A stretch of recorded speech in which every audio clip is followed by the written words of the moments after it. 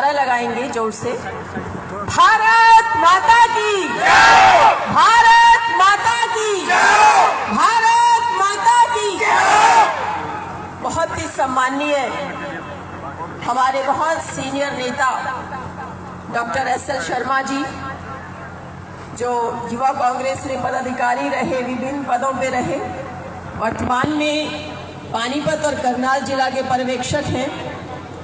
हमारे भाई माननीय राजेंद्र भामला जी, जो आपके लोकप्रिय पार्षद रहे और उप महापौर रहे।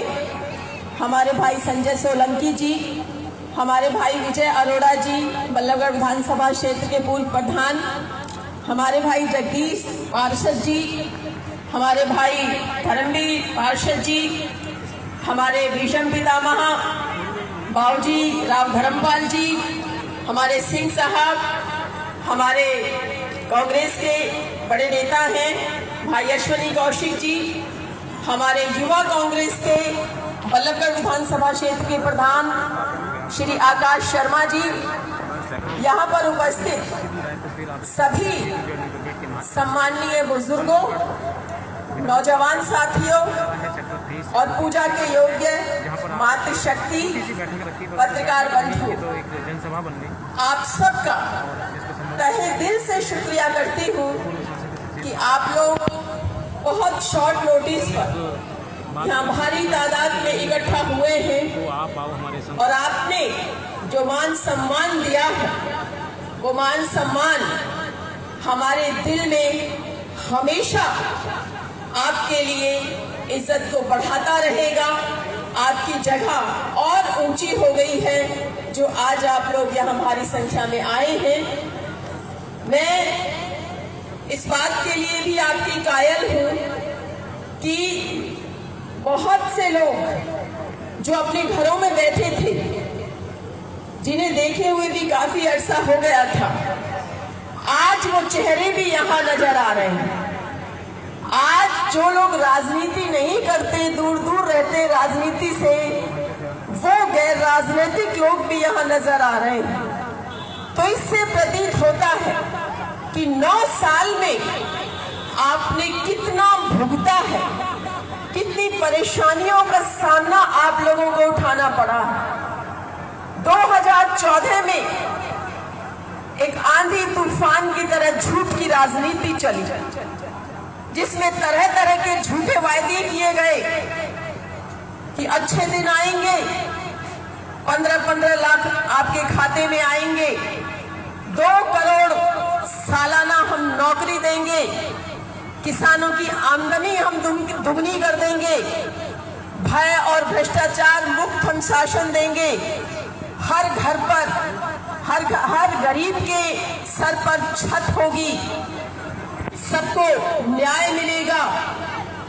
लेकिन क्या हुआ? आपने 2014 से 2019 देखा, 5 साल पूरे दिए, वायदे पूरे नहीं। आपने एक बार फिर उन पर भरोसा किया, क्योंकि बार बार कहा गया कि 5 साल पूरे नहीं होते वायदे पूरे करने के लिए। लेकिन 2019 में भी आपने एक बार फिर से इन पर भरोसा किया। अरे लाइट भी जला दे भाई, वहाँ पे और नेता मस्त हैं। 2019 में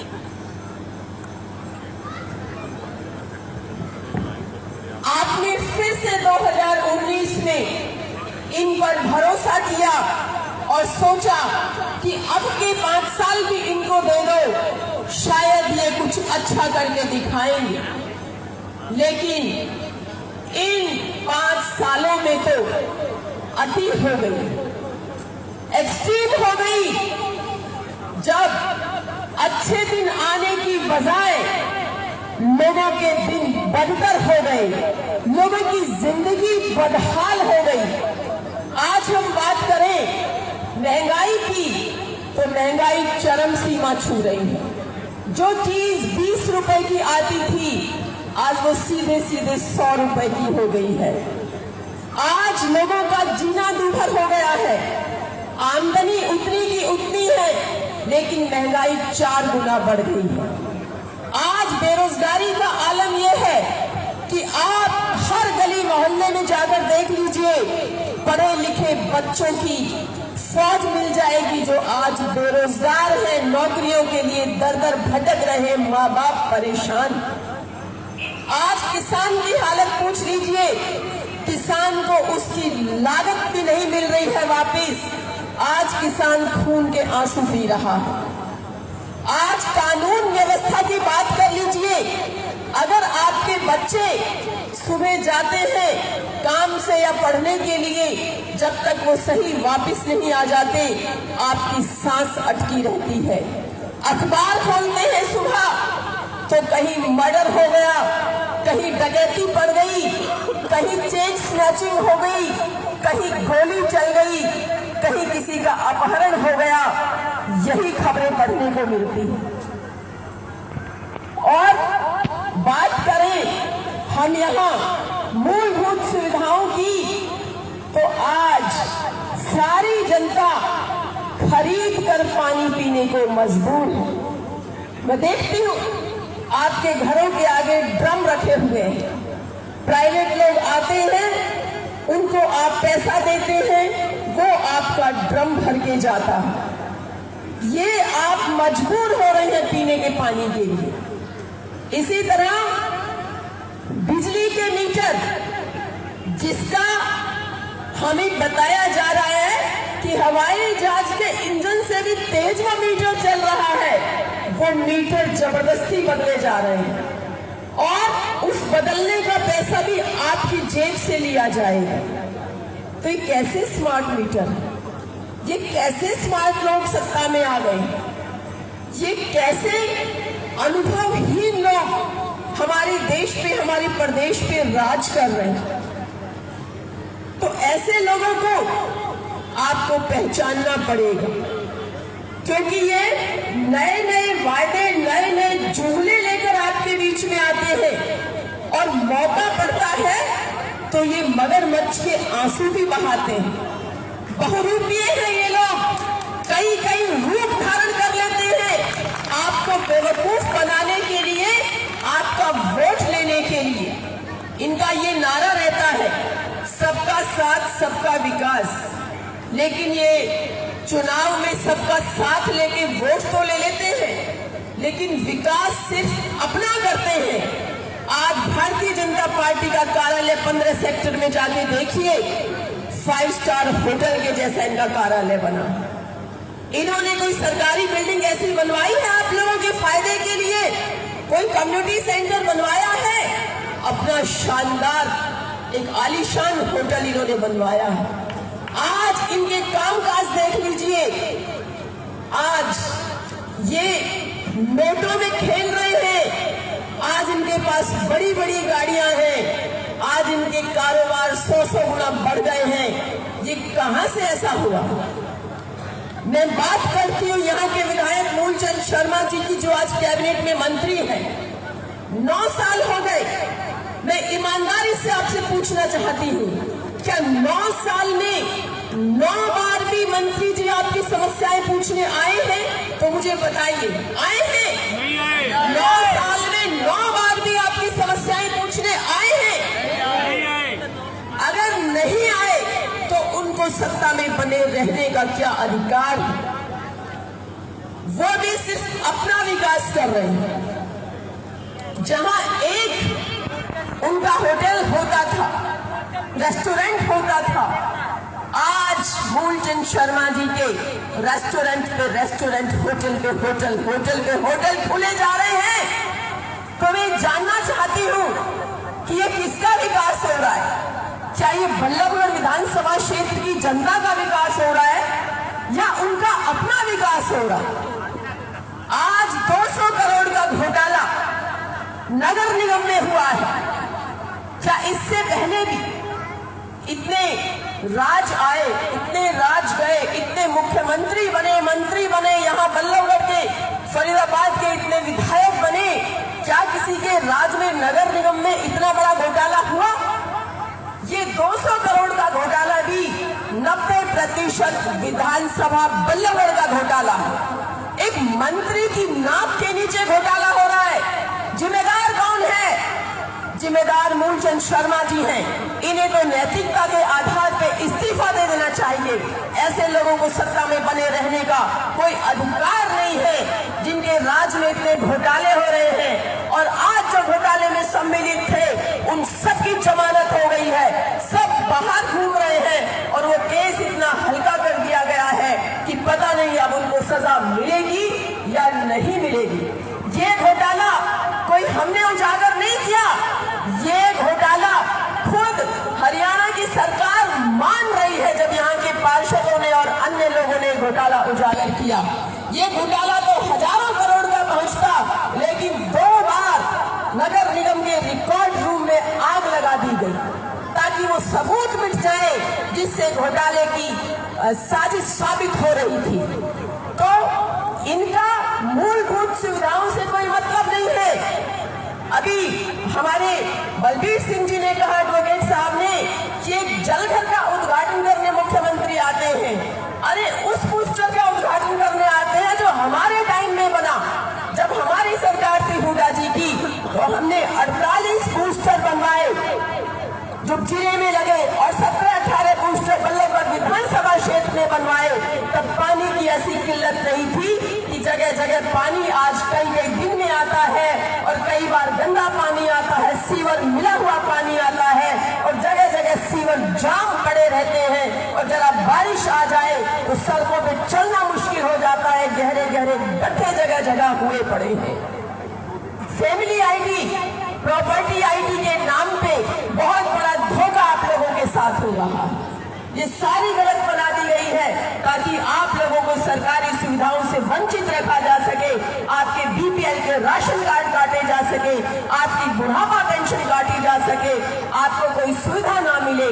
इसलिए ये फैमिली आईडी, प्रॉपर्टी आईडी का झंझट इन्होंने शुरू किया। और मैं कहना चाहूंगी तो विकास के काम कांग्रेस पार्टी ने किए, उन विकास के कामों पर ये रिपेयर भी नहीं करवा पा रहे हैं। आज अगर मेट्रो बल्लभगढ़ तक आई है तो वो हुड्डा साहब की कांग्रेस पार्टी की देन है। आज अगर ईएसआई मेडिकल कॉलेज बना है तो हुड्डा साहब के राज में आया है। आज अगर वाईएमसीए यूनिवर्सिटी बनी है तो वो हुड्डा साहब के राज में बनी है। आज ये बड़ी सड़कें बनी है, हाईवे बना है तो वो हुड्डा साहब के राज में बना है। आज आपके जो विकास के काम इंटरनल हुए हैं, चाहे वो सीवर डालने का काम हुआ हो, चाहे वो पार्कों का काम हुआ हो, चाहे वो कम्युनिटी सेंटर्स का काम हुआ हो, चाहे पीने के पानी की रेन्यूएबल स्कीम का काम हुआ हो, तो वो हुड्डा साहब के काम में टाइम में हुआ है। अरे इन्होंने तो रिपेयर का काम भी नहीं किया।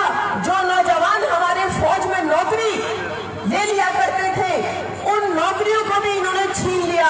फौज की नौकरी को भी 4 साल का अग्निवीर का बना दिया ताकि जब वो बच्चे 4 साल बाद आए तो वो निराशा और हताशा का शिकार होकर घर में बैठ जाएं। और फौज में भी इन्होंने अस्थिरता पैदा करने का काम किया है। मैं ऐसे लोगों को लानत देती हूँ कि जिनकी सोच को क्या हो गया है। इनकी सोच कोई आम आदमी की, गरीब आदमी की सोच नहीं है। इनको ठीक कहते थे कि पूंजीपतियों की सरकार है, ये अडानी की सरकार है, ये बड़े बिजनेस घरानों की सरकार है। लेकिन ये बिजनेसमैन भी जो छोटे हैं उनको भी कुछ नहीं समझते। आज छोटा व्यापारी, छोटा दुकानदार वो भी रो रहा है, उसका भी व्यापार ठप हो गया है। जो छोटी मोटी फैक्ट्रियां हैं उन पर बहुतों पे ताले लग गए हैं। बहुत लोग अपना यहाँ से व्यापार बंद करके चले गए हैं। दूसरे लोगों ने साधन अपनाने की कोशिश की है क्योंकि व्यापार को वो सस्टेन नहीं करवा पा रहे हैं। और मुख्यमंत्री हरियाणा वो कोई कोशिश नहीं करते कि आप लोगों को कोई राहत दी जा सके। ये महंगाई में इन्होंने क्या राहत दी है, बेरोजगारी में इन्होंने क्या राहत दी है। महंगाई के नाम पर कहते जी हमने सिलेंडर 200 रुपए कम कर दिया। अरे आपने 1200 तक पहुंचा दिया, 200 रुपए कम कर दिया तो क्या खाद दिया? कुछ नहीं किया, आपकी जेब से ही निकाला और आपकी जेब में ही कह दिया जी हमने आपको फायदा पहुंचा दिया। जेब को काट चुके हैं ये लोग। और मैं कहना चाहती हूँ कि इतनी अराजकता है कि कुछ शरारती लोग, कुछ असामाजिक तत्व कहते हैं कि क्राइम ब्रांच तो हमारी जेब में है। वो कहते हैं कि अधिकारियों से हमारे बहुत अच्छे संबंध हैं, वो क्राइम ब्रांच को अपनी जेब में बताते हैं। तो ये क्या करेंगे? अपराध कम कैसे इस नजर कानून व्यवस्था को ये लोग दुरुस्त करेंगे? ये तो भाई घोटालों में घोटाले और इस तरह उलझा हुआ मामला हरियाणा सरकार का चल रहा है कि इसको तो दुरुस्त करने में भी, सही करने में भी बहुत समय लग जाएगा। कहते हैं जब बीमारी बहुत पुरानी और गंभीर हो जाती है तो ज्यादा दवा की जरूरत पड़ती है और वो ठीक होने में भी ज्यादा समय लगता है। तो आने वाले समय में आप लोगों के प्रयास से, परमपिता परमेश्वर की कृपा से या कांग्रेस की सरकार बनने जा रही है तो मुझे लगता है कि बहुत समय लगेगा इस बीमारी को ठीक करने में, जी बेलगाम अफसरों को ठीक करने में, सारी व्यवस्था को बदलने में बहुत समय लगने वाला है। तो आप लोगों से मेरा ये निवेदन है कि आप सब लोग ऐसे लोगों को, ऐसी सरकार को पहचान जाइए और चुनाव में इनको वोट की चोट से इनके घरों में बैठा दीजिए, क्योंकि अपने वायदों पे ये लोग खड़े नहीं उतरे हैं। और हमारी कांग्रेस पार्टी ने आदरणीय माननीय भूपेंद्र सिंह हुड्डा जी ने, माननीय चौधरी उदय भान जी ने, हमारे सारे वरिष्ठ नेताओं ने ये संकल्प लिया है कि हम कांग्रेस पार्टी की सरकार बनने पर अपने हरियाणा के लोगों को बहुत बड़ी राहत देंगे, उनके जख्मों पर मरहम लगाएंगे और जो हरियाणा का एक उन्नत हरियाणा का, प्रगतिशील, प्रगतिवान हरियाणा का जो एक स्वरूप होना चाहिए, हम हरियाणा के स्वरूप को लौटाएंगे और हरियाणा को हम प्रगति की नई बुलंदियों पर पहुंचाएंगे। कांग्रेस पार्टी का हमारा ये संकल्प है कि अगर हमारी सरकार बनेगी तो हम पुरानी पेंशन योजना को हरियाणा में लागू करेंगे। अगर हमारी सरकार बनेगी तो बुढ़ापा पेंशन, विधवा पेंशन, विकलांग पेंशन सीधे सीधे 6,000 रुपए की जाएगी। जिनकी पेंशन कट गई है उनकी पेंशन को दोबारा लागू किया जाएगा। जिन लोगों के बीपीएल कार्ड कट गए हैं उनके बीपीएल कार्ड को हम लोग फिर से बहाल करेंगे। जो फैमिली आईडी का, प्रॉपर्टी आईडी का झंझट आपके लोगों के गले में डाल दिया है, सारी फैमिली आईडी, प्रॉपर्टी आईडी गलत बना दी है, जब हमारी सरकार आएगी तो हमें खत्म कर देंगे। कोई फैमिली आईडी नहीं होगी, कोई प्रॉपर्टी आईडी नहीं होगी, क्योंकि इसके पीछे भ्रष्टाचार हो रहा है। आप लोगों से पैसे लूटे जा रहे हैं, सरकारी कर्मचारी आपकी जेब काट रहे हैं फैमिली आईडी, प्रॉपर्टी आईडी के पीछे। जब सरकार हमारी बनेगी तो हर घर को 300 यूनिट बिजली हम फ्री में देंगे। ये हमारी पार्टी का आप लोगों से वादा है। किसानों की फसल का उचित न्यूनतम समर्थन मूल्य दिया जाएगा, ये भी हमारा वायदा है। एससी और बीसी का जो बैकलॉग है वो पूरा किया जाएगा। 2 लाख सरकारी पद खाली पड़े हैं, उन पदों को भरा जाएगा, आप लोगों के बच्चों को रोजगार मिलेगा। हमारे दौरान बनाए गए जो विकास के काम जो कहीं कुछ अधूरे हैं या रिपेयर होने हैं, उन कामों को फिर से शुरू किया जाएगा। सारे ठप पड़े कामों को पूरा किया जाएगा। शिक्षा का और स्वास्थ्य का नई नीति बनाकर हम विशेष ध्यान देंगे कि आपके बच्चों को अच्छी शिक्षा मिले, हर घर को स्वास्थ्य सुविधाओं का लाभ मिले। इसी तरह हम जब सत्ता में थे तो गांव में हमने 100-100 गज के प्लॉट जरूरतमंद लोगों को दिए थे।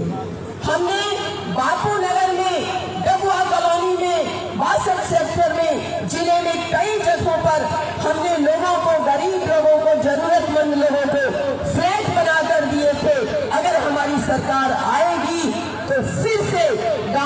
600 गज के प्लॉट और शहर में फ्लैट की योजना फिर से लागू की जाएगी। हमारी सरकार आएगी तो आज जो आप पानी खरीद कर पीने के लिए मजबूर हो रहे हैं, वो आपको घरों में आपके नलों से मिलेगा, आपको पानी खरीदना नहीं पड़ेगा। ये हमारी सरकार का, हमारी पार्टी का मुख्य एजेंडा रहेगा।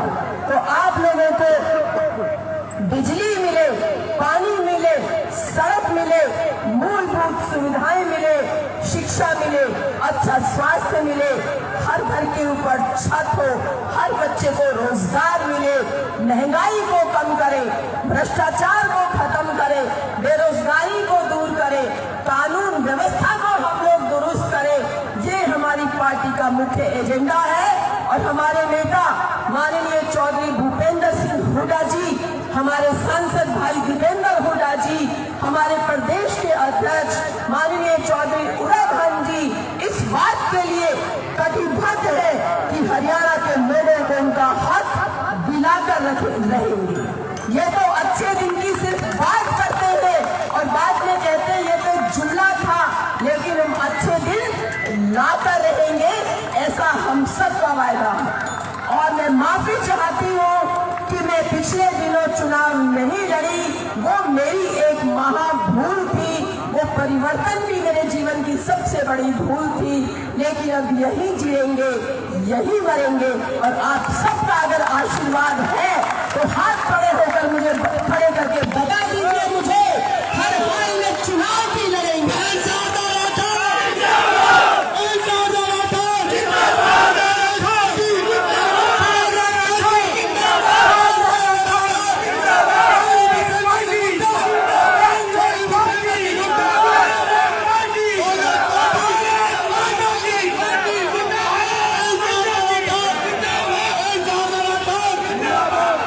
शब्दों के साथ आप लोगों ने बहुत ही इत्मीनान से सारी बात सुनी है, आपका समर्थन हमें मिला।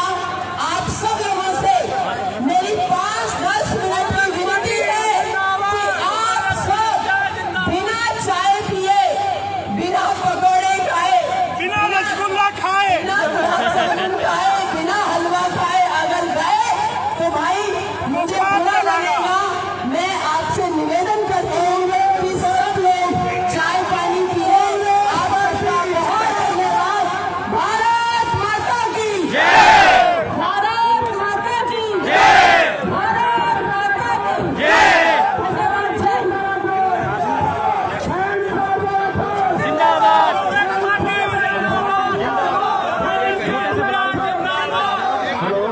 आप सभी का बहुत बहुत धन्यवाद। सभी नाश्ता करके लेंगे। देखिए, कांग्रेस पार्टी जो वायदे करती है उन्हें पूरा करती है। पहले भी जितने विकास के काम मैंने गिनवाए हैं वो कांग्रेस पार्टी ने माननीय भूपेंद्र सिंह हुड्डा जी के लीडरशिप में पूरे किए हैं। और ये जो एजेंडा, ये घोषणा पत्र जो हमारा है, यह माननीय भूपेंद्र सिंह हुड्डा जी ने, हमारे अध्यक्ष चौधरी उदय भान जी ने और हमारे संबंधित जितने भी बड़े लीडर्स हैं उन्होंने मिलकर बनाया है। और सारे आर्थिक प्रॉज एंड कॉन देखकर बनाया है, इस पर पूरा गहन चिंतन मनन करके बनाया है। तो ये जो एजेंडा है इसको लागू किया जाएगा। और एक बात जो मैं और यहाँ भूल गई, माइक दे, एक बात मैं भूल गई थी। एक बार आप सबका ध्यान मैं अपनी तरफ आकर्षित करना चाहती हूँ। जो आज गैस का सिलेंडर इतना महंगा है, हमारी सरकार आएगी तो 500 रुपए में गैस का सिलेंडर दिया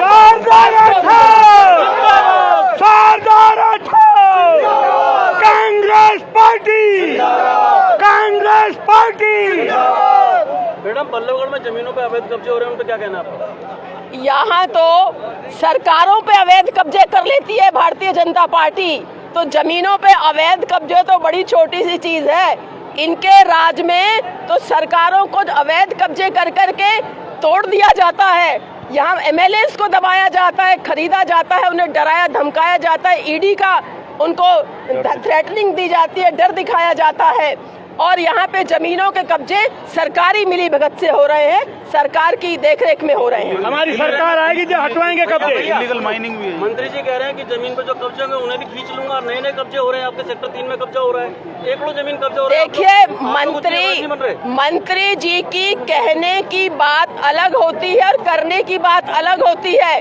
मंत्री जी तो अपने ही विकास में इतना बिजी है, इतने माइनिंग में घोटाले हो रहे हैं, एक्साइज घोटाला हो गया, दवाई घोटाला हो गया, नगर निगम घोटाला हो गया और घोटाले पे घोटाले होते जा रहे हैं। मंत्री जी के पास या मुख्यमंत्री जी के पास कोई जवाब नहीं है। हमारी सरकार आएगी तो हमारे नेतागण इन घोटालों का भी पर्दाफाश करेंगे और इनके ऊपर भी कार्रवाई की जाएगी। कांग्रेस को भी अब फ्री की राजनीति करनी पड़ रही है, बिजली फ्री की बात करनी पड़ रही है, 500 रुपए सिलेंडर की बात करेंगे। ऐसी क्या नौबत आन पड़ी है? नौबत ये आन पड़ी है कि गरीब की जेब खाली हो चुकी है, उसको तुरंत फौरी तौर पे राहत देने की आवश्यकता है। अगर वो राहत नहीं दी तो बहुत दब जाएगा गरीब, उसको उठाने की जरूरत है, उसके जीवन शैली को थोड़ा ऊपर ले जाने की जरूरत है। इसलिए तुरंत राहत के लिए ये सहायता करना बहुत जरूरी है। सरदार जी, आप अपनी सभी घोषणाओं में कह रही हैं अगर हम सरकार में आएंगे, कोई कंफ्यूजन है? देखिए, भगवान से भी डरना होता है और कांग्रेस पार्टी के नेता अहंकारी नहीं है। हम भगवान से डरकर बात करते हैं। जनता जनार्दन चाहेगी, अवश्य कांग्रेस पार्टी की सरकार आएगी और सरकार आने पर इन सारी घोषणाओं को लागू किया जाएगा। मैडम, आप दावा कर रहे हैं बल्लभगढ़ विधानसभा से, और भी कांग्रेस के कई दावेदार हैं जो कह रहे हैं कि हम अच्छे ऑप्शन हो सकते हैं, उनके बारे में कुछ कहेंगे? सब अच्छे ऑप्शन हो सकते हैं, सबको टिकट मांगने का भी अधिकार है, राजनीति करने का अधिकार है, हम सारे एक हैं। धन्यवाद। जिसको कांग्रेस पार्टी